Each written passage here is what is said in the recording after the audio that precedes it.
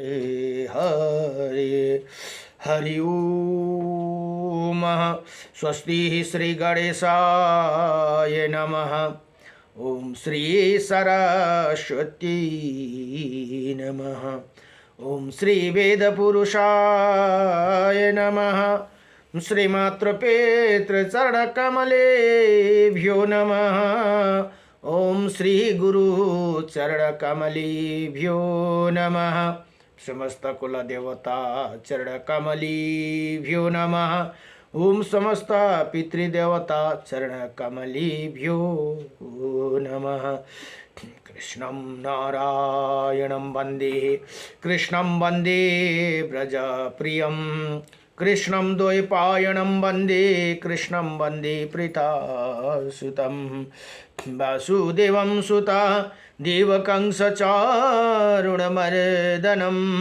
देवकी परमानन्दं कृष्णं वन्दे जगद्गुरुं मुकुं करोति वाचालं भङ्गुं लङ्घयति गिरिं यत्कृपातमहं वन्दे परमानन्दमाधवं कस्तूरितिलकं ललाटपटले वक्षोविस्तुले कौस्तुभं नासाग्रवरमौक्तिकं करतले वेणुकरे कङ्कणं सर्वाङ्गे हरिचन्दनसुललितं कण्ठे च मुक्तं बलि गोपाल स्त्री परिवेष्टितो विजयते गोपालचूडामणि वंशी विभूषितकर्णं नवनीरदाभात पीताम्बरदारुणाभिमा फलाधरोष्टः पूर्णेन्द्रसुन्दरमुखः अरविन्द्रनेत्रात् कृष्णात् परं किमपि ततो अहं न जाने।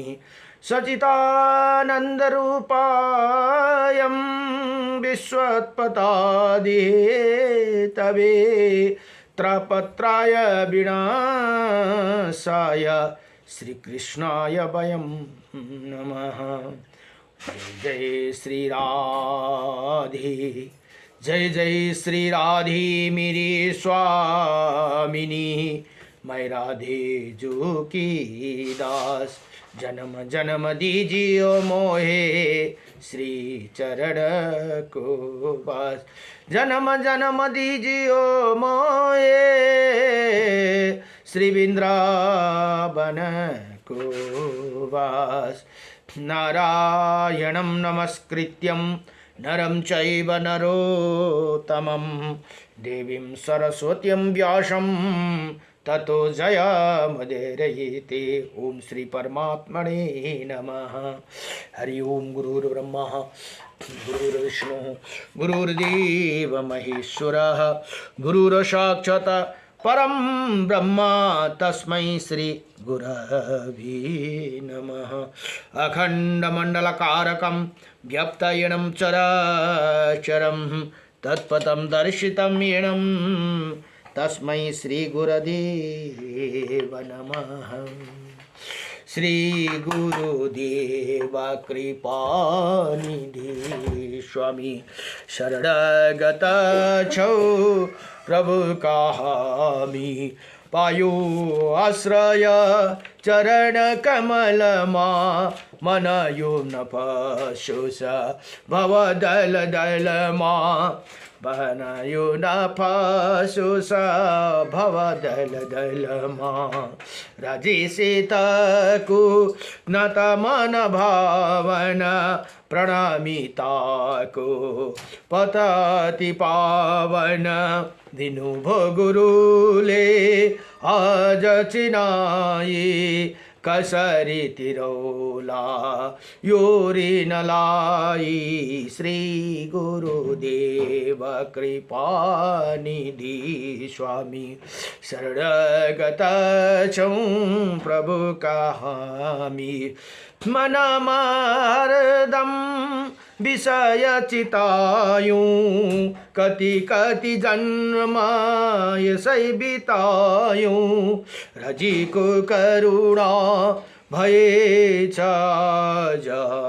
मिल्यो हजुरको कृपा प्रसाद गुरुको करुणा नभएसम्म भवसागर यो तर्न सकिन्न निजी जन जानी दया म पाऊँ कृष्ण भजन रमन म पाऊँ आशीष पाऊँ स्नेह म पाऊँ नित्य चरण को दर्शन पाऊँ वचन अमृत सदा म पाऊँ जन्म जन्म को कृपा मो पाऊँ श्री गुरुदेव कृपा निधि स्वामी शरणगत छौ प्रभु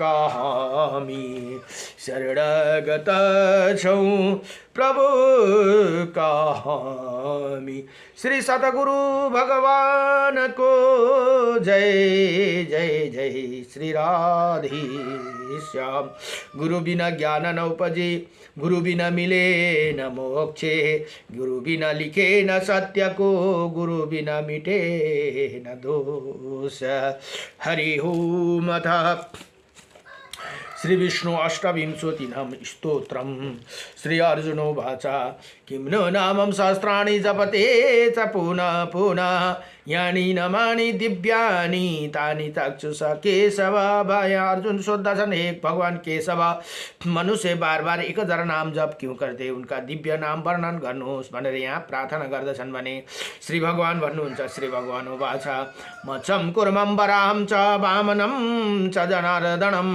गोविन्दं पुण्डरीकाक्षं माधवं मधुसूदनं पद्मनाभं सहस्राक्षं वनमालिं हलायुधं गोवर्धनं हरिकेशो वैकुण्ठं पुरुषोत्तमं विश्वरूपं वासुदेवं रामनारायणं हरिं दामोदरं श्रीधरं च वेदङ्गं गरुडध्वजम् अनंत कृष्ण गोपालं जपते नास्ति पातकं गावं कोटिप्रदनश्यम् अश्वमेधस्य च कन्यादानं शास्त्रं फलं प्राप्नोति मानवा अमावास्याय पूर्णिमास्यम् एकदशं तथैव च सन्ध्याकाले स्मरे नित्यं प्रातःकाले तथैव च मध्याह्ने च जपे नित्यं सर्वै पाप प्रमुच्यति इति श्रीकृष्ण अर्जुन संवादे श्री विष्णु अष्टविंशतिनाम स्तोत्रम सम्पूर्णाय भगवान भन्नुहुन्छ हे अर्जुन यी जम्मा 28 वटा नाम छन् यी नाम जप गर्ने पुरुषका भित्र पाप रहँदैनन् उसले यो नाम जप गर्नेवाला पुरुषले 1 करोड गौ दान गरेको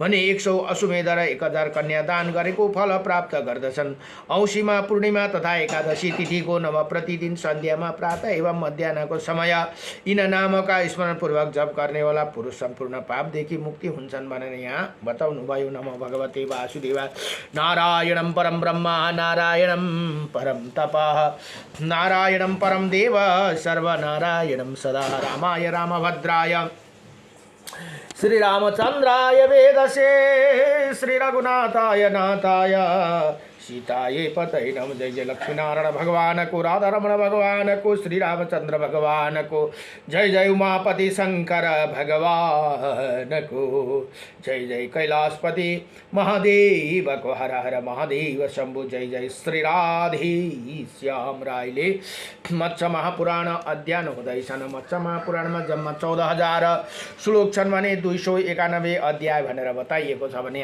आज 124 अध्यायमा यहाँ बताउनुहुन्छ सूर्य और चन्द्रमा की गति का वर्णन भनेर बताउनु भयो नमो भगवते वासुदेवाय नमः अब यहाँ सुतजी भन्नुहुन्छ अरु ऋषिहरूलाई हे ऋषियों इसके बाद अब मैं सूर्य और चंद्रमा की गति का वर्णन कर रहा हूँ ये सूर्य और चंद्रमा की 7 दिव एवं हिजोसम्म दीपको 7 दिवको प्रसंग भयो भने अब यहाँ बताउनुहुन्छ और चंद्रमा 7 दीप एवं 7 समुद्रको विस्तारको तथा समग्र भूतल के अर्ध भाग को और उनके बाहर के अन्य प्रदेशों अपने प्रकाश से उद्भसित करते ही ये विश्व की अंतिम सीमा तक प्रकाश फैलाते ही तुलना में परिभ्रमण के प्रमाण को लेकर ही विद्वान लोग आकाश की करते ही आशंका आकाशकी करते हैं। सूर्य सामान्यतः तीन लोक में शीघ्रतापूर्वक भ्रमण करते हैं। अवह धातु रक्षा और प्रकाशार्थक ही प्रकाश फैले तथा प्राणियों की रक्षा करने के कारण सूर्य को रवि कहा जाते हैं। पुनः सूर्य और चंद्रमा प्रमाण बतलाता राहु महीना होने के कारण पृथ्वी के लिए मही शब्द का प्रयोग किया जाते हैं। बन रहे बताऊँ अब मैं भारतवर्ष का तथा सूर्यमंडल के व्यास का परिमाण योजन में बतलाता रहा हूँ। उसके सुनिए, सूर्य मंडल का परिमाण 9000 योजन, इसी मंडल में पहिरण घेरा हुआ विस्तार से 3 गुना अर्थात 27,000 योजन व्यास और मंडल की दृष्टि से सूर्य और चंद्रमा बहुत छोटे हैं। बन रहे हैं बताओ सूर्य देखिए, चंद्रमा बहुत छोटे हैं। बन रहे हैं बताओ पुनः 7 द्वीप और समुद्र सहित पृथ्वी मंडल के विस्तार का प्रमाण जिन्होंने विद्वान पुराणों में बतलाया है, योजन की संख्या में बतलाता रहा हूँ। मन नहीं बताऊँ भाइयों, अब पूर्व काल में जो पुराण के ज्ञाता हो चुके हैं वह भी आजकल के पुराण में तुल्य ही थे। मन नहीं बताऊँ भाइयों, पूर्व काल में विद्वान एवं आधुनिक विद्वान दोनों के मत इसी विषय में समान है। अतः वर्तमान कालीन विद्वानों को अनुसार भूतल का परिमाण बतलाता रहा हूँ। आधुनिक विद्वानों ने दिव्य लोक की स्थिति भी पृथ्वी मंडल बराबर ही माना है। समूची पृथ्वी 50 करोड़ योजना में विस्तृत मानी गई है। भनेर यहाँ बताउनुहुन्छ। उसका आधा भाग मेरु पर्वत के उत्तर फैला हुआ है और मेरु पर्वत के मध्य भाग में वही चारों और 1 करोड़ योजन विस्तार वाली कही जाती है। भनेर यहाँ बताउनु भयो। इसी तरह पृथ्वी के अर्घ भाग विस्तार 89 लाख 50,000 योजन बतलाए जाते हैं। ये योजन के परिमाण पृथ्वी के समुच्चय विस्तार के सुनिए इसका विस्तार चारों दिशाओं में 3 करोड़ योजन माना गया है। भनेर यहाँ बताउनु भयो।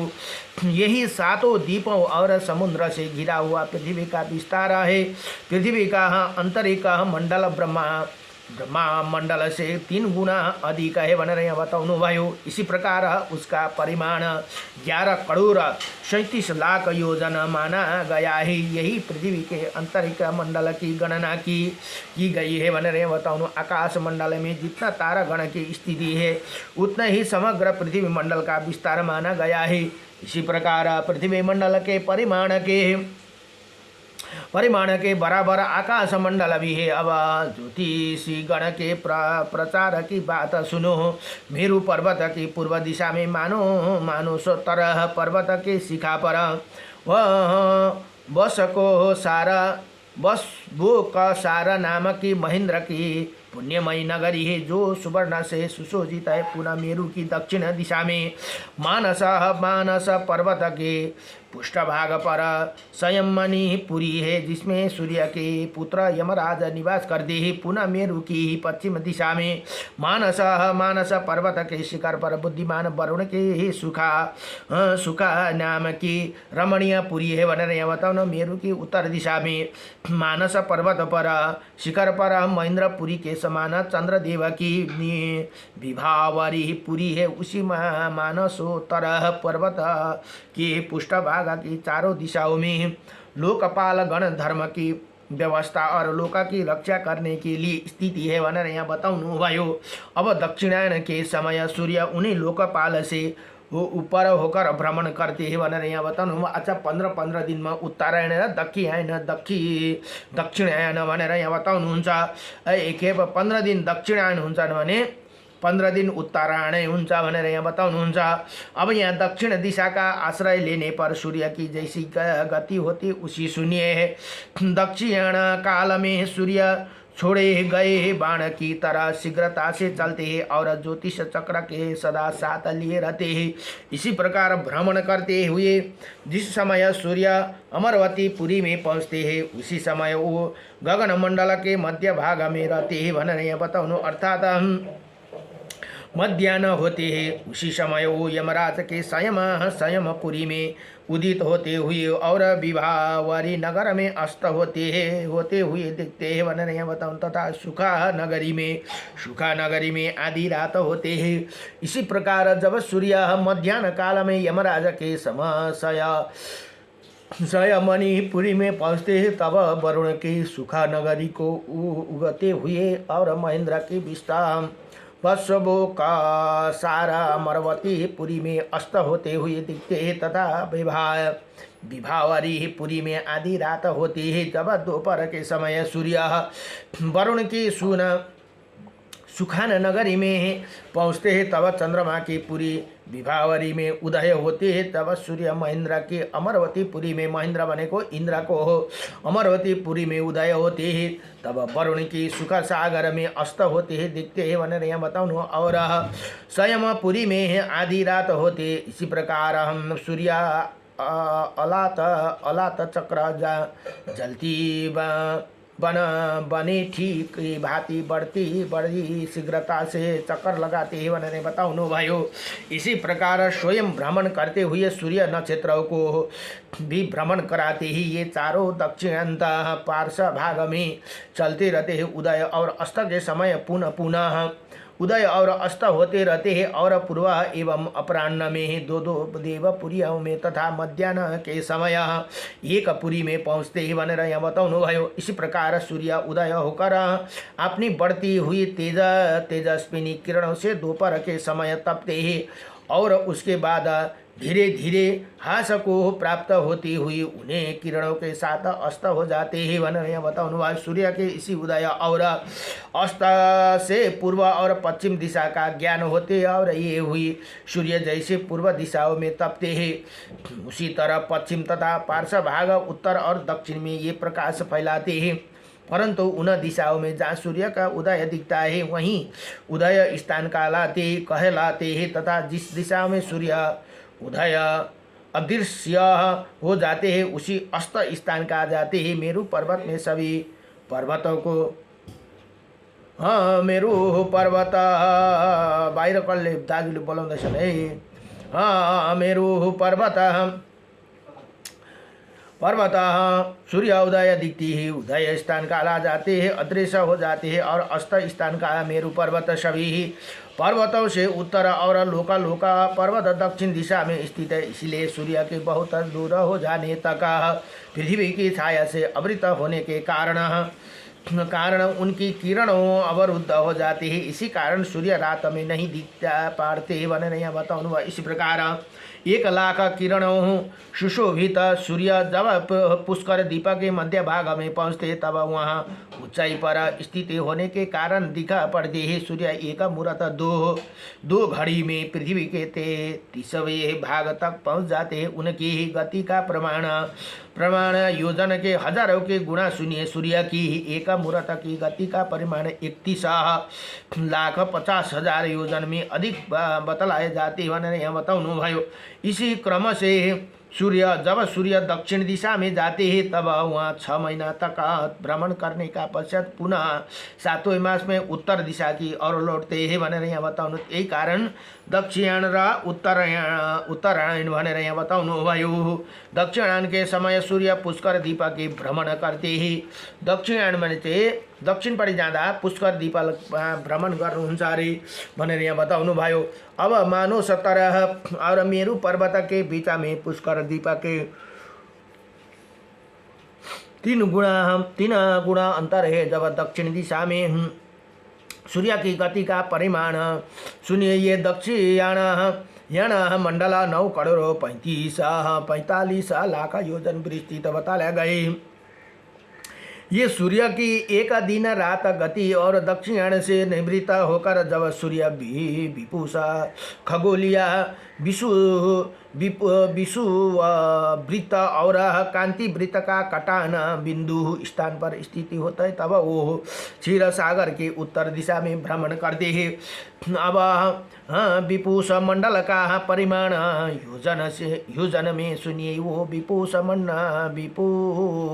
विषुप मंडल 3 करोड़ 21 लाख योजन के परिमाण वाले ही तथा श्रवण नक्षत्र में जब सूर्य उत्तर दिशा में चले जाते तब वो गोमेद दीप के बदला बाधा वाले दीप का उत्तर दिशा में भ्रमण करते तब उत्तर दिशा के मंडल का तथा दक्षिण और उत्तर दीप मध्य भाग प्रमाण क्रमशः सुनिए। उनके मध्य जरा द्रव्य उत्तर में ऐरावत और दक्षिण में वैश्वनरा नाम का स्थान सिद्धांत निर्दिष्ट किए गए। उत्तर दिशा में सूर्य के मार्ग को नागवीति तया तथा दक्षिण दिशा को मार्ग के अजभिति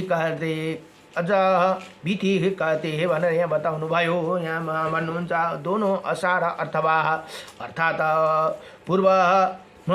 पूर्वाषाढ़ा उत्तराषाढ़ा और मूल ये 3 अजभिति और अभिजित श्रावण और स्वाति ये तीनों नागभिति और अश्विनी भरुणी और कृतिका ये तीनों नागभिति नाम से प्रसिद्ध है।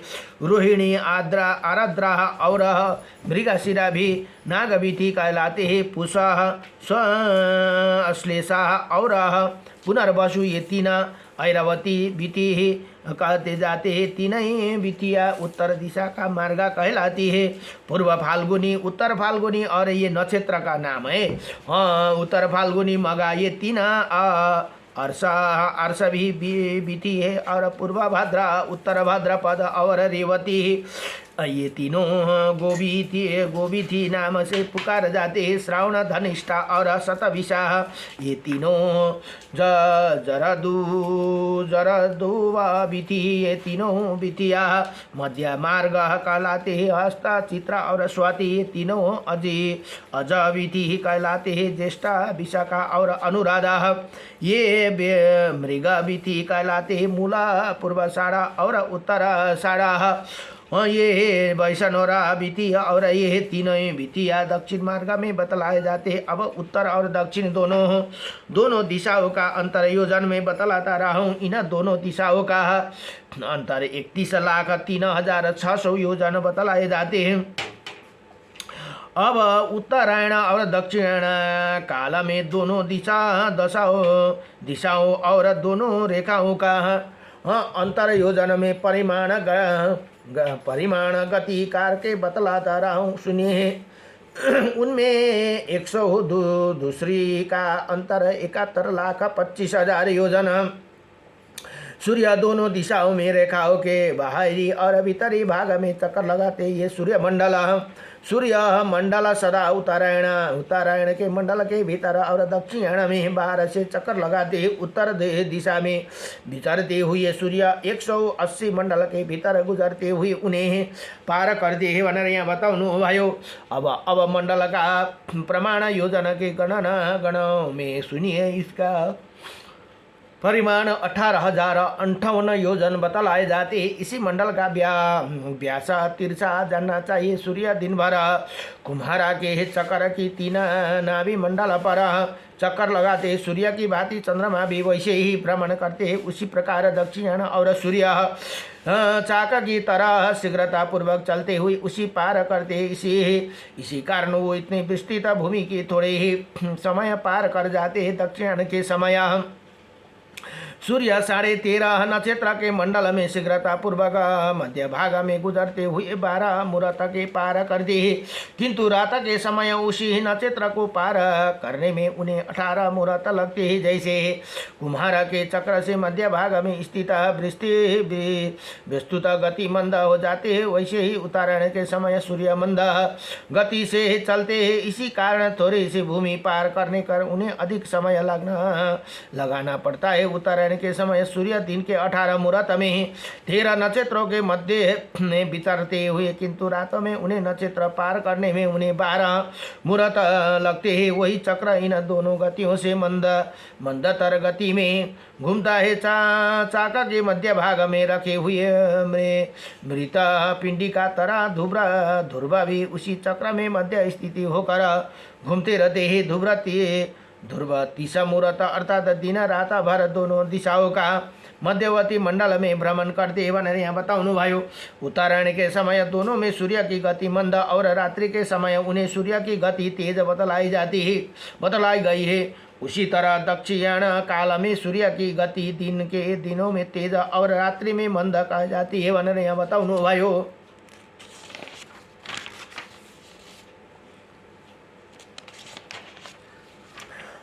इसी प्रकार अपनी विशेष गति से रात दिन का विभाजन करती हुई सूर्य दक्षिण दिशा में अजबीथी से गुजरते हुए लोका पर्वत की उत्तर दिशा में पहुँचते हैं। वहीं का लोक संतानक और वैश्वनरा नाम का पर्वत के बाहरी मार्ग से चलते हुए पुष्कर द्वीप पहुँचते हैं। वहीं सूर्य की प्रभातकालीन प्रभा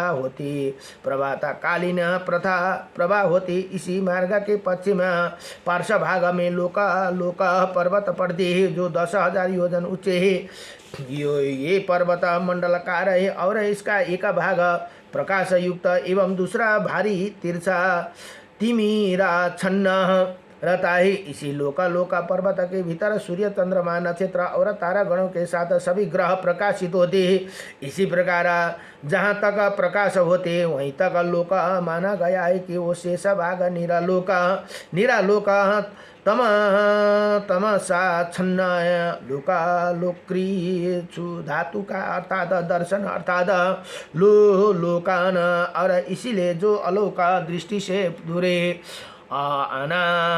अनालोकता सूर्य परिभ्रमण करते हैं और उसी समय लोका पर्वत प्रकाशित और अप्रकाशित प्रदेश सिंह पहुँचते हैं। उसी समय संध्या करते, उसी काल और व्यतीत अंतर ब्राह्मणों उस कालीन को रात्रि और व्युष्टि को दिन में परिगणित किया है। वरना यहाँ बताउनु भयो, 30 काल का एक मुहूर्त होते हैं और एक दिन में 15 मुहूर्त होते हैं। 15 मुहूर्त एक दिन में 15 मुहूर्त, जिसी प्रकार अह गण के हिसाब से दिनों का हास वृद्धि होती है और उसी तरह संध्या के मुहूर्त में भी हास वृद्धि माने गए हैं। 3 मुहूर्त के हिसाब से दिन के 5 भाग माने गए हैं। सूर्योदय होने के पश्चात 3 मुहूर्त का काल प्राप्त काल कहा जाते, उसी प्रातः काल व्यतीत होने पर 3 मुहूर्त का समय सगल काल कहलाते, उसी सगल काल 3 मुहूर्त मध्याह्न नाम से अभिहित होती है। उसी मध्याह्न बाद का समय अपराह्न कहा जाते है।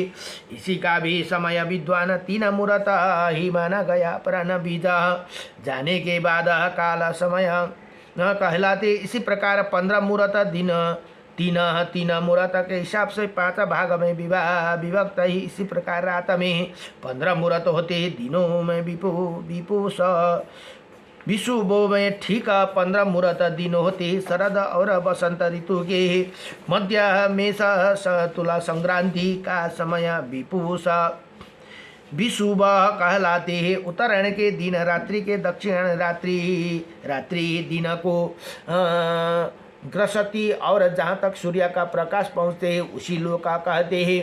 और उसी लोका के बाद वो तमसाच्छन्न प्रदेश है जो अलोका कहा जाते। इसी लोका और अलोका के मध्य में स्थित लोका पर्वत पर चारों लोकपाल महाप्रलय पर्यंत निवास करते। उनका नाम है वैराज, सुधामा, प्रजापति, कर्दम, पार्जन्य, हिरण्य रोमा और राजस, केतुमान। ये सभी लोकपाल सुख दुख आदि धुंध, अभिमान, अलाशय और परिग्रह से रहित होकर लोका के चारों दिशाओं में स्थित है। बने यहाँ बताओ ना, अब लोका के पर्वत का जो उत्तरी शिखर है वही अगस्त्य शिखर बत कहलाते हैं। जो देव ऋषि गण उसका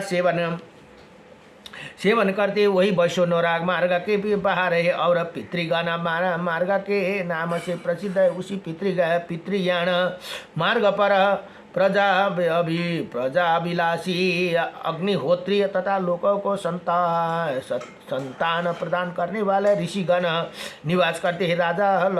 हे राजन, लौकिक कामनाओं के युक्त हो ऋषिगण अपने आशीर्वाद के प्रयोग से प्राणियों द्वारा आरंभ किए गए कर्म को सफल बनाते हैं। उनका मार्ग दक्षिण में है। उसी प्रत्येक युग में अपनी उग्र तपस्या तथा धर्मशास्त्र की मर्यादा द्वारा मर्यादा से स्खलित हुए धर्म की पुनः स्थापना करते हैं। इनमें जो पहले उत्पन्न हुए थे वही अपने से पीछे उत्पन्न होने वाले घरों में जन्म लेते हैं और पीछे उत्पन्न होने वाला मृत्यु के पश्चात पूर्वजों के गृह में चले जाते हैं। इसी प्रकार प्रलय पर्यंत अवगमन के चक्कर में पड़े रहते हैं और इन्हीं क्रियानिष्ठा गृहस्था ऋषियों की संख्या 28,000 है और सूर्य के दक्षिण मार्ग में आश्रय लेकर प्रलय पर्यंत स्थित रहते। उन्हें शमशान की शरण लेना पड़ती है, अर्थात ये मृत्यु भागी होती है। लोका की व्यवहार की रक्षा के लिए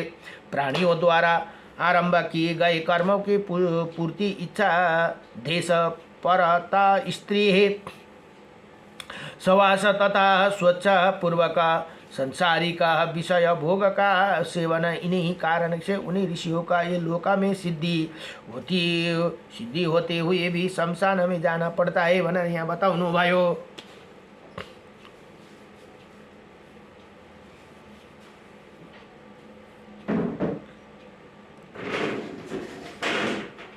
यहाँ भन्नुहुन्छ अब द्वापर युग में प्रजाभिलाषी 7 ऋषि इसी मृत्यु लोक में उत्पन्न हुए थे, किंतु आगे चलकर उन्हें संतिता से घृणा हो गई और जिसे उन्हें मृत्यु को जीत लिया। इन ऊर्ध्व परेता ऋषियों की संख्या 28,000 है। ये सूर्य के उत्तर मार्ग पर आश्रय लेकर प्रलय पर्यंत विद्यमान हो रहते हैं। वने यहाँ बताऊँ भाइयों, हाँ वो लोक कल्याण करता है। स्त्री पुरुष संपर्क रहित ईर्षा देश आदि से निर्मित प्राणियों द्वारा प्रारंभ किए गए कर्म को त्यागी तथा अन्य काम संबंधी वासनामय शब्दों से दोषदर्शी होती। इसी शुद्ध कारणों से संपन्न होने के कारण उन्हें अमरवती की प्राप्ति हुई। प्रलय पर्यंत स्थिति रहने वाला निष्ठिक ऋषियों का त्रिलोक की स्थिति वर्तमान रहना अमर तत्व कहलाती है। ये कामासक्त व्यक्ति को नहीं प्राप्त होते हैं। ब्रह्मा हत्या जन्य पाप और अश्वमेध जन्य पुण्यों से इन्होंने अंतर आ जाते हैं। भव यही है कि जैसे घोर पाप और महान पुण्य प्रलय पर्यंत जीवात्मा के साथ ले रहते हैं, बीच में नष्ट हो जाते हैं, वैसे ही ऊर्ध्व रहता शरीर के भी तब तक स्थिति रहते हैं। सप्त ऋषि मंडल के ऊपर उत्तर दिशा में जहाँ ध्रुव का निवास है वही भगवान विष्णु का तीसरी दिव्य पद स्थिति हुआ, जो अब अभी आकाश में उदासित होते रहते हैं। भगवान विष्णु के उसी परम पद को प्राप्त कर लेने पर जीवों को शोक नहीं करना पड़ता है, इसीलिए उन्हें ध्रुव लोक को प्राप्त करने की आकांक्षा होती है। वही सदा धर्म संपादन में ही लगे रहते हैं। भनेर यहाँ बताओ न भाइयों, यति भनेर इसी प्रकार श्रीमत्स महापुराण को भुवन कोश वर्णन प्रसंग में चंद्र और सूर्य भुवन विस्तार नाम का 124 अध्याय संपूर्ण भयो। नमः भगवते वासुदेवाय कृष्णाय वासुदेवाय हरे परमात्मने नमः। प्रणतक्लेशनाशाय गोविंदाय नमो सच्चिदानंदरूपाय विश्वोत्पत्तादिहेतवे त्रापत्राय विनाशाय श्रीकृष्णाय वयं नमो भगवते वासुदेवाय। श्रीकृष्ण गोविंद हरे मुरारी हे नाथ नारायण वासुदेवम् अनंत वैकुंठ मुकुंद कृष्ण गोविंद धर्मदवीति। अब भोलिको 125 अध्यायमा सूर्य की गति और उनका रथ का वर्णन भनेर यहाँ बताउनुहुन्छ। नमो भगवते वासुदेवाय।